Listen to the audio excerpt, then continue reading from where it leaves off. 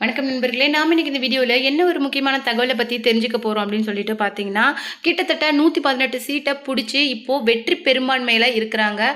தாவேகாவோட தொண்டர்களா இருக்கட்டும், ரசிகர்களா இருக்கட்டும், அவருடைய அந்த அவர் எப்போ வெளியில வருவாரு, அவரை சந்திக்கலாம் அப்படின்னு சொல்லிட்டு ரொம்பவும் ஆவலா வெயிட் பண்ணிட்டு இருக்காங்க. ஆனா மொத்த தாவேகாவுக்கும் இருக்கிற ஒரு பெரிய பயம் என்ன அப்படின்னு சொல்லிட்டு பார்த்தீங்கன்னா, ஆர்சிபியோட அந்த 18 வருட கழிச்சு ஒரு வெற்றியை கொண்டாடினதுல கிட்டத்தட்ட நிறைய உயிர்கள் வந்து பலியானது. ஆனா அந்த மாதிரி ஒரு அசம்பாவிதம் இப்ப நடந்துடக்கூடாது அப்படிங்கிற அச்சத்துல தான் மொத்த தாவேகா மற்றும் தாவேகா தொண்டர்கள் எல்லாருமே இருக்கிறாங்க.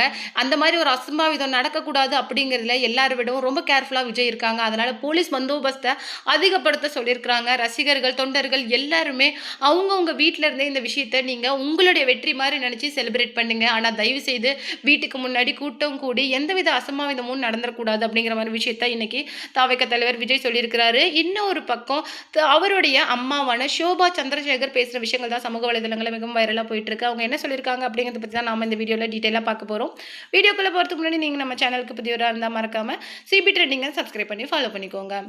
அவருடைய அம்மாவான சோபா என்ன சொல்லியிருக்காங்க அப்படின்னு சொல்லிட்டு பார்த்தீங்கன்னா, என்னுடைய மகனோட இந்த வெற்றி அவருடைய வெற்றி மட்டும் கிடையாது, மொத்த தமிழகத்தோட வெற்றியாக தான் நான் பார்க்குறேன்.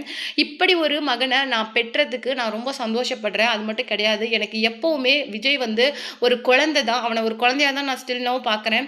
அவனுக்கு இந்த 6 மாத காலங்களில் நிறைய ப்ராப்ளம் வந்திருக்குது. ஆனால் ஒவ்வொரு டைமும் நான் விஜய் கிட்ட சொல்கிறது, நீ உன்னுடைய பாதையிலேருந்து சிறிதும் விலகிடாத விஜய், நீ வந்து முன்னேறி போய்கிட்டே இரு. எவ்வளோ தடங்கள் வந்தாலும் நீ நினச்ச காரியத்தை சக்ஸஸ் பண்ணாமல் திரும்பி வராத அப்படிங்கிற விஷயத்த நான் ஆரம்பத்திலேயே அவனுக்கு சொன்னேன். அதன்படி தான் மனைவியோட டிவோர்ஸ், அதுக்கு மட்டும் இல்லாமல் குழந்தைங்க பிரச்சனை அப்படின்னு சொல்லிட்டு எவ்வளோ பிரச்சனைகள் இருந்தாலும் இன்னைக்கு அவன் வெற்றி பெற்றதுக்கு காரணம் நீங்கள் தான்.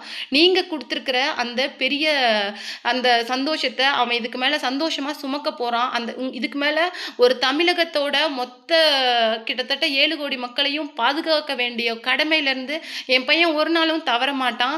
அது மட்டும் இல்லாமல் நான் அவனுக்கு வைக்கிற ஒரே ஒரு ரெக்வஸ்ட் என்ன அப்படின்னு சொல்லிட்டு பார்த்தீங்கன்னா, ஒரு டைம் வந்து அம்மாவை வந்து மீட் பண்ணிட்டு போ. உன்னை அம்மாவுக்கு பார்க்கணும் போல இருக்குது, உனக்கு ஏகப்பட்ட வேலை இருக்கும் அப்படிங்கிறது எனக்கு நல்லாவே தெரியும். நீங்கள் வரது எவ்வளோ கஷ்டம் அப்படின்னு சொல்லிட்டு எனக்கு தெரியும். ஆனால் எனக்கு உன்னை பார்க்கணும் போல இருக்குது அப்படிங்கிற மாதிரி ஷோபா சந்திரசேகர் எமோஷனலாக பேசின விஷயங்கள் தான் இன்னைக்கு சமூக வலைதளங்களில் மிகவும் வைரலாக போயிட்டு இருக்கு. இதை பற்றி நீங்கள் என்ன நினைக்கிறீங்க அப்படிங்கிற உங்களுடைய கருத்துக்களை மறக்காம நம்ம கமெண்ட் பாக்ஸில் சொல்லிடுங்க.